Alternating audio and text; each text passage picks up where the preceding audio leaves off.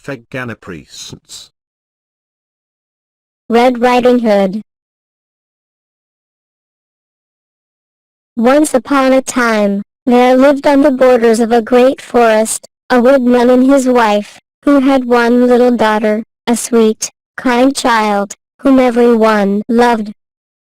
She was the joy of her mother's heart, and to please her, the good woman made her a little scarlet cloak and hood, and the child looked so pretty in it, that everybody called her Little Red Riding Hood.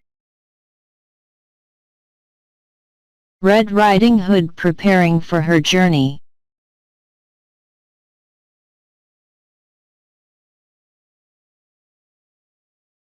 One day her mother told her she meant to send her to her grandmother, a very old woman who lived in the heart of the wood, to take her some fresh butter, and new-laid eggs, and a nice cake. Little Red Riding Hood was very pleased to be sent on this errand, for she liked to do kind things, and it was so very long since she had seen her grandmother, that she had almost forgotten what the dame looked like. Little Red Riding Hood gathering flowers.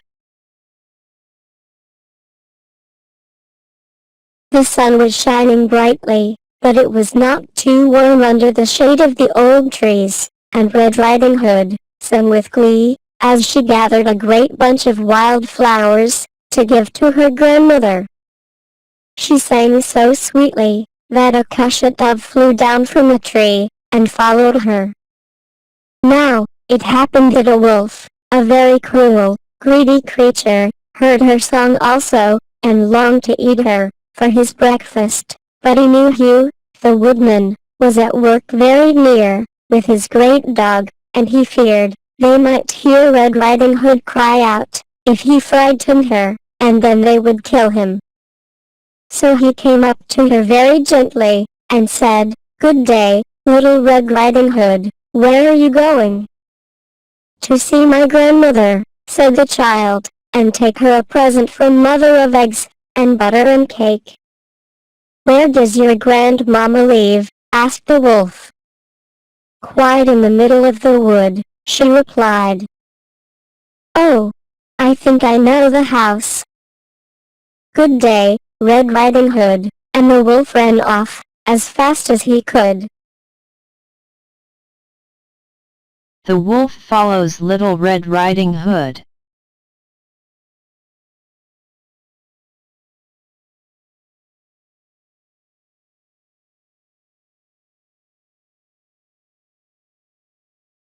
And then there were the merry cunning little squirrels to watch, cracking nuts on the branches of the old trees, and every now and then, a rabbit would hurry away through the tall ferns, or a great bee come buzzing near her, and she would stop to watch it gathering honey from the flowers, and wild thyme. So she went on very slowly. By and by, she saw Hugh, the woodman.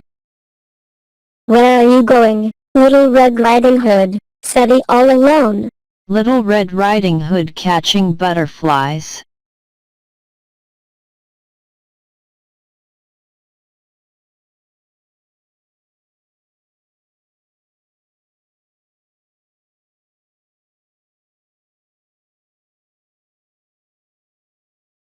"I am going to my grandmamma's," said the child. "Good day, I must make haste now, for it grows late." While Little Red Riding Hood was at play in the wood, the great wolf galloped on, as fast as he could, to the old woman's house. Grandmother lived all by herself, but once or twice a day, a neighbor's child came to tidy her house, and get her food. Now, grandmother was very feeble, and often kept her bed, and it happened that she was in bed the day Little Red Riding Hood went to see her. When the wolf reached the cottage door, he tapped. "Who is there?" asked the old dame. "Little Red Riding Hood, Granny," said the wolf, trying to speak like the child. "Come in, my dear," said the old lady, who was a little deaf. Pull the string, and the latch will come up. The wolf did, as she told him, went in, and you may think how frightened poor grandmother was, when she saw him standing by her bed, instead of Little Red Riding Hood. Very soon the wolf, who was quite hungry after his run, ate up poor grandmother. Indeed, she was not enough for his breakfast, and so he thought he would like to eat sweet Red Riding Hood also. Therefore he dressed himself in Granny's nightcap, and got into bed, and waited for the child to knock at the door. But he waited a long time. The wolf at the grandmother's cottage.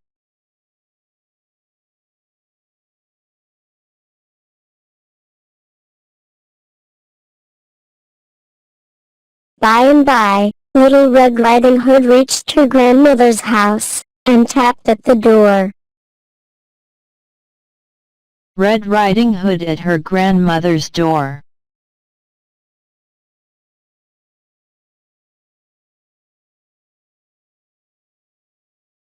"Come in," said the wolf, in a squeaking voice.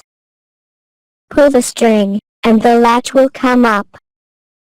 Red Riding Hood thought grandmother must have a cold, she spoke so hoarsely, but she went in at once, and there lay her granny as she thought, in bed.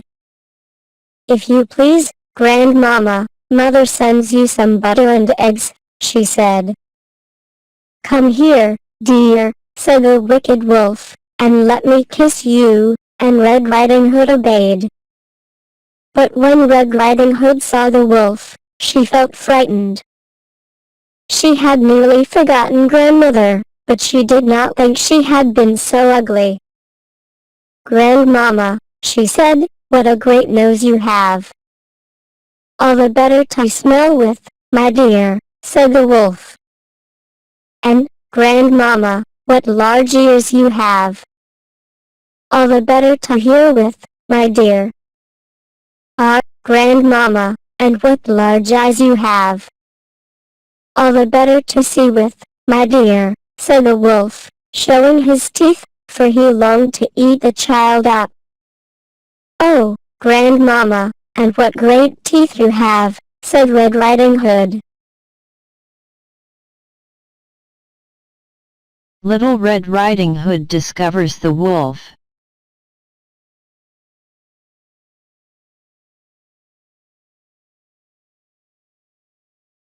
"All the better to eat you up," with growled the wolf, and, jumping out of bed, he rushed at Red Riding Hood, and would have eaten her up, but just at that minute, the door flew open, and a great dog tore him down.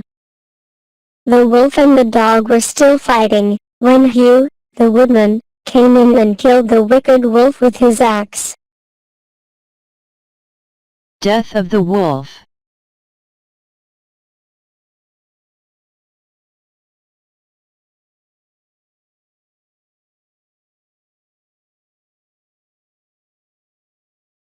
Little Red Riding Hood threw her arms round the woodman Hugh's neck, and kissed him, and thanked him again and again. "Oh, you good, kind Hugh," she said. "How did you know the wolf was here in time to save me?" "Well," said Hugh, "when you were gone by, I remembered that a wolf had been seen about the wood lately, and I thought I would just come after you, and see if you were safe." When we came near grandmother's house, Trim sniffed, and ran to the door and whined, and then he pushed it open. You had not shut it close, and rushed in, and I followed him. In between us we have killed the wolf. Then Hugh took the child home, and her mother and father could not thank him enough for saving Little Red Riding Hood.